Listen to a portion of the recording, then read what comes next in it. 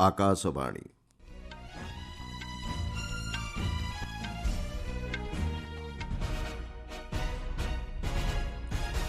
ସମ୍ବାଦ ପଢ଼ୁଛନ୍ତି ମଳୟ ରଞ୍ଜନ ମିଶ୍ର।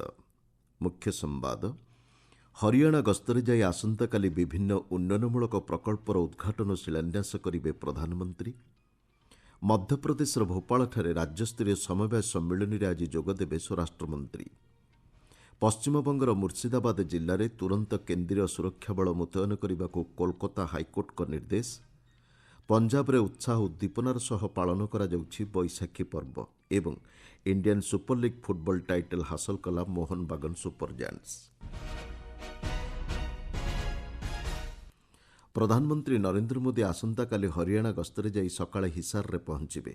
ଆମ୍ବେଦକର ଜୟନ୍ତୀ ଅବସରରେ ହିସାରରୁ ଅଯୋଧ୍ୟାକୁ ବାଣିଜ୍ୟିକ ବିମାନ ଉଡ଼ାଣର ଶୁଭାରମ୍ଭ କରିବା ସହ ହିସାର ବିମାନ ବନ୍ଦରର ନୂତନ ଟର୍ମିନାଲ କୋଠାର ଶିଳାନ୍ୟାସ କରିବେ। ସେଠାରେ ଏକ ସାଧାରଣ ସଭାକୁ ଶ୍ରୀ ମୋଦି ସମ୍ବୋଧନ କରିବାର କାର୍ଯ୍ୟସୂଚୀ ରହିଛି। ଏହାପରେ ପ୍ରଧାନମନ୍ତ୍ରୀ ଯମୁନାନଗରରେ କେତେକ ଉନ୍ନୟନମୂଳକ ପ୍ରକଳ୍ପର ଉଦ୍ଘାଟନ ଓ ଶିଳାନ୍ୟାସ କରିବା ସହ ଜନସମାବେଶରେ ଉଦ୍ବୋଧନ ଦେବେ। ଯମୁନାନଗରଠାରେ ଦୀନବନ୍ଧୁ ଛୋଟୁରାମ ତାପଜ ବିଦ୍ୟୁତ୍ କେନ୍ଦ୍ରର 800 ମେଗାୱାଟ୍ ଆଧୁନିକ ତାପଜ ବିଦ୍ୟୁତ୍ ୟୁନିଟ୍ର ଶିଳାନ୍ୟାସ କରିବେ। ପ୍ରାୟ 8,470 କୋଟି ଟଙ୍କା ବ୍ୟୟ ଅଟକଳରେ 233 ଏକର ପରିମିତ ଅଞ୍ଚଳରେ ନିର୍ମିତ ଏହି ୟୁନିଟ୍ ହରିୟାଣାର ଶକ୍ତି ଆତ୍ମନିର୍ଭରଶୀଳତାକୁ ଅଧିକ ତ୍ୱରାନ୍ୱିତ କରିବା ସହ ରାଜ୍ୟରେ ନିରବଚ୍ଛିନ୍ନ ବିଦ୍ୟୁତ୍ ଯୋଗାଣକୁ ସୁନିଶ୍ଚିତ କରିପାରିବ। ଯମୁନାନଗରର ମୋକରାବପୁରଠାରେ ଏକ ବାୟୋ ଗ୍ୟାସ୍ ପ୍ଲାଣ୍ଟର ପ୍ରଧାନମନ୍ତ୍ରୀ ଶିଳାନ୍ୟାସ କରିବେ। ଭାରତମାଳା ପରିଯୋଜନା ଅଧୀନରେ ପ୍ରାୟ 1,070 କୋଟି ଟଙ୍କା ବ୍ୟୟରେ 14.4 କିଲୋମିଟର ରେୱାରୀ ବାଇପାସ୍ ପ୍ରକଳ୍ପର ପ୍ରଧାନମନ୍ତ୍ରୀ ଉଦ୍ଘାଟନ କରିବେ। ଏହାଦ୍ୱାରା ରେୱାରୀ ସହରରେ ଯାନବାହନ ଚଳାଚଳ ସୁଗମ ହୋଇପାରିବ। ଦିଲ୍ଲୀ ନାରୋୱାଲ ଯାତ୍ରା ସମୟ ମଧ୍ୟ ହ୍ରାସ ପାଇବା ସହ ଆଞ୍ଚଳିକ ଅର୍ଥନୈତିକ ଏବଂ ସାମାଜିକ କାର୍ଯ୍ୟକଳାପ ବୃଦ୍ଧି ପାଇବ। ସ୍ୱରାଷ୍ଟ୍ର ଓ ସମବାୟ ମନ୍ତ୍ରୀ ଅମିତ ଶାହା ଆଜି ମଧ୍ୟପ୍ରଦେଶ ଗସ୍ତରେ ଯାଇ ରାଜ୍ୟସ୍ତରୀୟ ସମବାୟ ସମ୍ମିଳନୀରେ ଯୋଗଦେବେ। ଆନ୍ତର୍ଜାତିକ ସମବାୟ ବର୍ଷ ପାଳନ ଅବସରରେ ରାଜ୍ୟ ସରକାରଙ୍କ ପକ୍ଷରୁ ଆୟୋଜିତ ଏହି କାର୍ଯ୍ୟକ୍ରମରେ ଶ୍ରୀ ଶାହା ମୁଖ୍ୟ ଅତିଥି ଭାବେ ଯୋଗଦେଇ ମାଇକ୍ରୋ ଏଟିଏମ୍, କିଷାନ କ୍ରେଡିଟ୍ କାର୍ଡ ଏବଂ ଋଣ ମଞ୍ଜୁରୀ ପତ୍ର ବଣ୍ଟନ କରିବାର କାର୍ଯ୍ୟସୂଚୀ ରହିଛି। ମୁଖ୍ୟମନ୍ତ୍ରୀ ଡକ୍ଟର ମୋହନ ଯାଦବଙ୍କ ଅଧ୍ୟକ୍ଷତାରେ ଅନୁଷ୍ଠିତ ହେବାକୁ ଥିବା ଏହି ସମ୍ମିଳନୀରେ ଜାତୀୟ ଦୁଗ୍ଧ ବିକାଶ ବୋର୍ଡ ଏବଂ ମଧ୍ୟପ୍ରଦେଶ ଦୁଗ୍ଧ ମହାସଂଘ ମଧ୍ୟରେ ଏକ ବୁଝାମଣାପତ୍ର ସ୍ୱାକ୍ଷରିତ ହେବ। ଏ ସମ୍ପର୍କରେ ସୂଚନା ଦେଇ ମୁଖ୍ୟମନ୍ତ୍ରୀ ଡକ୍ଟର ଯାଦବ କହିଛନ୍ତି, ଏହି ପଦକ୍ଷେପ ରାଜ୍ୟରେ ଦୁଗ୍ଧ ଉତ୍ପାଦକଙ୍କ ଆୟ ବୃଦ୍ଧି ପାଇଁ ଗୁରୁତ୍ୱପୂର୍ଣ୍ଣ ସାବ୍ୟସ୍ତ ହେବ। ରାଜ୍ୟରେ ଦୁଗ୍ଧ ସମିତି ସଂଖ୍ୟା 9,000କୁ ବୃଦ୍ଧି କରିବାକୁ ଲକ୍ଷ୍ୟ ରଖାଯାଇଛି। ଏହାଦ୍ୱାରା 18,000 ଗ୍ରାମକୁ ଅନ୍ତର୍ଭୁକ୍ତ କରାଯାଇପାରିବ। ଦୈନିକ ଦୁଗ୍ଧ ଉତ୍ପାଦନ 10,50,000 କିଲୋରୁ 20 ଲକ୍ଷ କିଲୋକୁ ବୃଦ୍ଧି ପାଇଁ ଲକ୍ଷ୍ୟ ରଖାଯାଇଛି ବୋଲି ଡକ୍ଟର ଯାଦବ କହିଛନ୍ତି। ଶ୍ରୀ ଶାହା ଗତକାଲି ମୁମ୍ବାଇଠାରେ 75ତମ ଗୁଜୁରାଟୀ ସପ୍ତାହ ଚିତ୍ରଲେଖା କାର୍ଯ୍ୟକ୍ରମରେ ଯୋଗ ଦେଇଥିଲେ।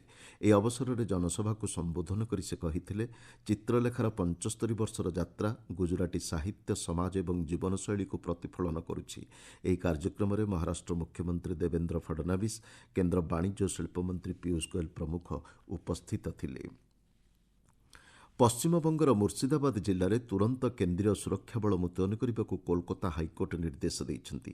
ୱାକଫ୍ ସଂଶୋଧନ ଆଇନ 2025କୁ ବିରୋଧ କରି ମୁର୍ସିଦାବାଦ ଜିଲ୍ଲାର ବିଭିନ୍ନ ଅଞ୍ଚଳରେ ଘଟିଥିବା ହିଂସାକାଣ୍ଡ ସଂକ୍ରାନ୍ତ ଏକ ମାମଲାର ବିଚାର କରି ହାଇକୋର୍ଟ ଏହି ନିର୍ଦ୍ଦେଶ ଦେଇଛନ୍ତି।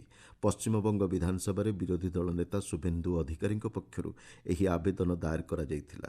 ଜଷ୍ଟିସ୍ ସୌମେନ୍ ସେନ୍ ଏବଂ ଜଷ୍ଟିସ୍ ରାଜା ବସୁ ଚୌଧୁରୀଙ୍କ ଖଣ୍ଡପୀଠ ମାମଲାର ଶୁଣାଣି କରି ଆବଶ୍ୟକ ସ୍ଥଳେ ଶାନ୍ତି ଶୃଙ୍ଖଳା ରକ୍ଷା ପାଇଁ ଅନ୍ୟାନ୍ୟ ଅଞ୍ଚଳରେ କେନ୍ଦ୍ରୀୟ ସୁରକ୍ଷା ବଳ ମୁତୟନ କରିବାକୁ ନିର୍ଦ୍ଦେଶ ଦେଇଛନ୍ତି। ରାଜ୍ୟ ପ୍ରଶାସନ ସହ ସମନ୍ୱୟ ରକ୍ଷା କରି କେନ୍ଦ୍ରୀୟ ବାହିନୀ କାର୍ଯ୍ୟ କରିବାକୁ ଖଣ୍ଡପୀଠ ନିର୍ଦ୍ଦେଶ ଦେଇଛନ୍ତି।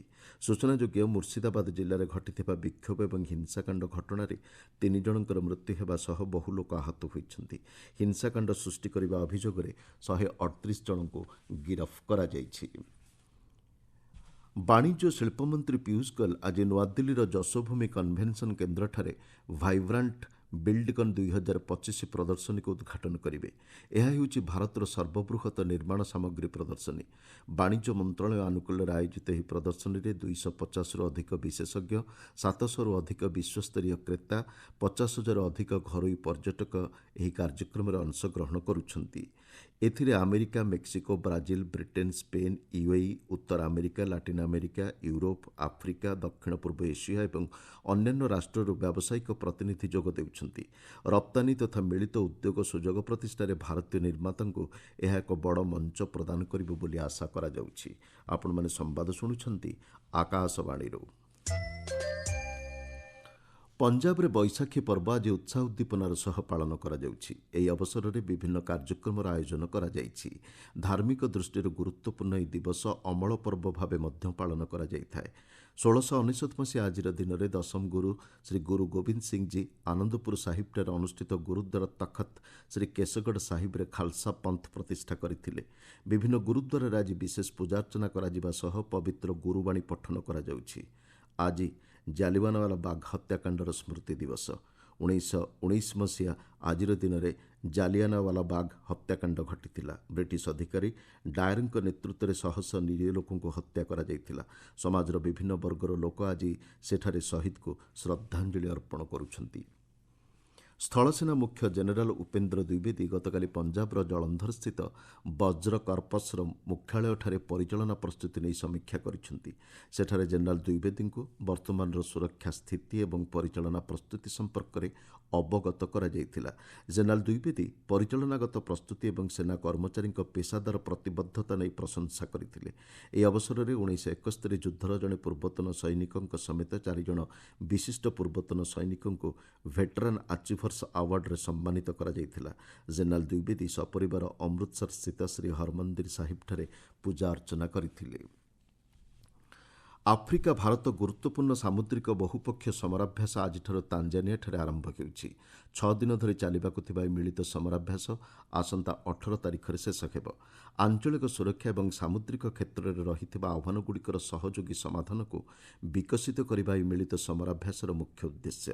ଏଥିରେ Comoros, Djibouti, Kenya, Madagascar, Mauritius, Mozambique, Seychelles ଏବଂ ଦକ୍ଷିଣ ଆଫ୍ରିକା ଅଂଶଗ୍ରହଣ କରୁଛନ୍ତି। ଭାରତୀୟ ନୌଜାହାଜ ଆଇଏନ୍ଏସ୍ ଚେନ୍ନାଇ, ଆଇଏନ୍ଏସ୍ କେଶରୀ ଏବଂ ଆଇଏନ୍ଏସ୍ ସୁନୟନା ଏହି ମିଳିତ ସମରାଭ୍ୟାସରେ ଯୋଗ ଦେଉଛନ୍ତି। ଆଜି ଏହି ମିଳିତ ସମରାଭ୍ୟାସ ଉଦ୍ଘାଟନ ହେବାକୁ ଥିବାବେଳେ 16ରୁ 18 ତାରିଖ ପର୍ଯ୍ୟନ୍ତ ସାମୁଦ୍ରିକ ପର୍ଯ୍ୟାୟରେ ଅଂଶଗ୍ରହଣକାରୀ ଦେଶମାନଙ୍କ ମଧ୍ୟରେ ନିରାପତ୍ତା ସଂକ୍ରାନ୍ତ ସହଯୋଗକୁ ସୁଦୃଢ଼ କରିବା ଉପରେ ଗୁରୁତ୍ୱ ପ୍ରଦାନ କରାଯିବ।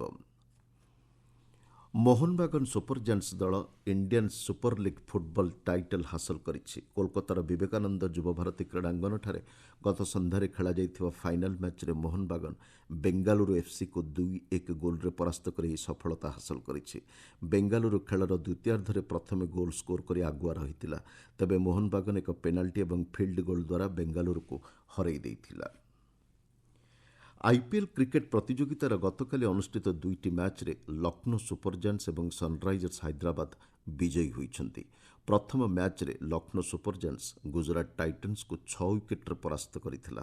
ଟସ୍ ଜିତି ଲକ୍ଷ୍ନୌ ପ୍ରଥମେ ବୋଲିଂ କରିବାକୁ ନିଷ୍ପତ୍ତି ନେଇଥିଲା। ନିର୍ଦ୍ଧାରିତ 20 ଓଭରରେ ଗୁଜରାଟ 6 ୱିକେଟ୍ ବିନିମୟରେ 180 ରନ୍ ସଂଗ୍ରହ କରିଥିଲା। ଦଳ ପକ୍ଷରୁ ଅଧିନାୟକ ଶୁଭମନ ଗିଲ୍ 60 ରନ୍ ଏବଂ ସାଇ ସୁଦର୍ଶନ 56 ରନ୍ ସଂଗ୍ରହ କରିଥିଲେ। ବିଜୟ ଲକ୍ଷ୍ୟକୁ ଲକ୍ଷ୍ନୌ 19 ଓଭର 3ଟି ବଲ୍ରେ 4 ୱିକେଟ୍ ବିନିମୟରେ ହାସଲ କରିପାରିଥିଲା। ଦଳ ପକ୍ଷରୁ ମାର୍କରାମ୍ 58 ରନ୍ ଏବଂ ପୁରନ୍ 61 ରନ୍ର ପାଳି ଖେଳିଥିଲେ। ମାର୍କରାମ୍ଙ୍କୁ ପ୍ଲେୟାର ଅଫ୍ ଦି ମ୍ୟାଚ୍ ବିବେଚିତ କରାଯାଇଛି। ଦ୍ୱିତୀୟ ମ୍ୟାଚ୍ରେ ସନ୍ରାଇଜର୍ସ ହାଇଦ୍ରାବାଦ ପଞ୍ଜାବ କିଙ୍ଗ୍ସକୁ 8 ୱିକେଟ୍ରେ ପରାସ୍ତ କରିଛି। ଟସ୍ ଜିତି ପଞ୍ଜାବ ବ୍ୟାଟିଂ କରିବାକୁ ନିଷ୍ପତ୍ତି ନେଇଥିଲା। ନିର୍ଦ୍ଧାରିତ 20 ଓଭରରେ 6 ୱିକେଟ୍ ବିନିମୟରେ 245 ରନ୍ ସଂଗ୍ରହ କରିଥିଲା। ଦଳ ପକ୍ଷରୁ ଅଧିନାୟକ ଶ୍ରେୟସ ଆୟର 82 ରନ୍ ସଂଗ୍ରହ କରିଥିଲେ। ଏହି ହାଇସ୍କୋରିଂ ମ୍ୟାଚ୍ରେ ହାଇଦ୍ରାବାଦ ଚିତ୍ତାକର୍ଷକ ବିଜୟ ହାସଲ କରିଥିଲା। ବିଜୟ ଲକ୍ଷ୍ୟକୁ ହାଇଦ୍ରାବାଦ 18 ଓଭର 3ଟି ବଲ୍ରେ ମାତ୍ର 2 ୱିକେଟ୍ ବିନିମୟରେ ହାସଲ କରିପାରିଥିଲା। ଦଳ ପକ୍ଷରୁ ଓପନିଂ ଯୋଡ଼ି ବିଜୟର ମୂଳଦୁଆ ପକାଇଥିଲେ। ଅଭିଷେକ ଶର୍ମା ଭାରତୀୟ ଭାବେ ସର୍ବାଧିକ ଆଇପିଏଲ୍ ରନ୍ ସଂଗ୍ରହ କରିଥିଲେ।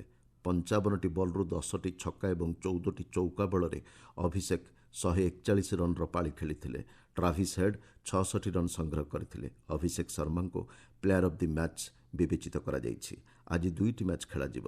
ଜୟପୁରଠାରେ ରାଜସ୍ଥାନ ରୟାଲ୍ସ ଏବଂ ରୟାଲ ଚ୍ୟାଲେଞ୍ଜର୍ସ ବେଙ୍ଗାଲୁରୁ ମଧ୍ୟରେ ମୁକାବିଲା ହେବ। ସନ୍ଧ୍ୟାରେ ଖେଳାଯିଥିବା ମ୍ୟାଚ୍ରେ ଦିଲ୍ଲୀ କ୍ୟାପିଟାଲ୍ସ ଏବଂ ମୁମ୍ବାଇ ଇଣ୍ଡିଆନ୍ସ ପରସ୍ପରକୁ ଭେଟିବେ। ମୁଖ୍ୟ ସମ୍ବାଦଗୁଡ଼ିକ ପୁଣି ଥରେ। ହରିୟାଣା ଗସ୍ତରେ ଯାଇ ଆସନ୍ତାକାଲି ବିଭିନ୍ନ ଉନ୍ନୟନମୂଳକ ପ୍ରକଳ୍ପର ଉଦ୍ଘାଟନ ଓ ଶିଳାନ୍ୟାସ କରିବେ ପ୍ରଧାନମନ୍ତ୍ରୀ। ମଧ୍ୟପ୍ରଦେଶ ଭୋପାଳଠାରେ ରାଜ୍ୟସ୍ତରୀୟ ସମବାୟ ସମ୍ମିଳନୀରେ ଆଜି ଯୋଗଦେବେ ସ୍ୱରାଷ୍ଟ୍ରମନ୍ତ୍ରୀ। ପଶ୍ଚିମବଙ୍ଗର ମୁର୍ସିଦାବାଦ ଜିଲ୍ଲାରେ ତୁରନ୍ତ କେନ୍ଦ୍ରୀୟ ସୁରକ୍ଷା ବଳ ମୁତୟନ କରିବାକୁ କୋଲକାତା ହାଇକୋର୍ଟଙ୍କ ନିର୍ଦ୍ଦେଶ। ପଞ୍ଜାବରେ ଉତ୍ସାହ ଉଦ୍ଦୀପନାର ସହ ପାଳନ କରାଯାଉଛି ବୈଶାଖୀ ପର୍ବ ଏବଂ Indian super league football title ହାସଲ କଲା ମୋହନ ବାଗାନ ସୁପର ଜାୟାଣ୍ଟସ୍। ସମ୍ବାଦ ଶେଷ ହେଲା।